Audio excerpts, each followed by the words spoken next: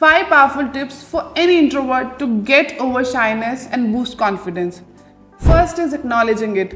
We need to understand कि हमारी shyness की वजह से we are losing a lot of opportunities that would have come our way अगर हम थोड़ा confidently अपनी चीज़ों को present कर पाते.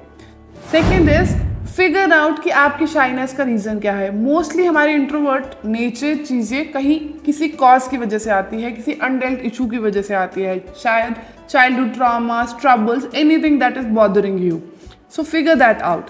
And third is move out of your comfort zone. हम अपने comfort zone में इतने ज़्यादा रहते हैं कि हमारे लिए बाहर जाके या बाहर बोलना बहुत difficult हो जाता है. तो regular time intervals पे make yourself little uncomfortable, go out there, be there.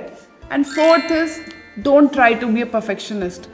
Everyone makes mistake. अगर आप बोलते बोलते अटक गए हैं, जैसे कि मैं हमेशा मेरी वीडियोस में अटकती हूँ, तो आप वापस से शुरू कर सकते हैं. Start again, continue.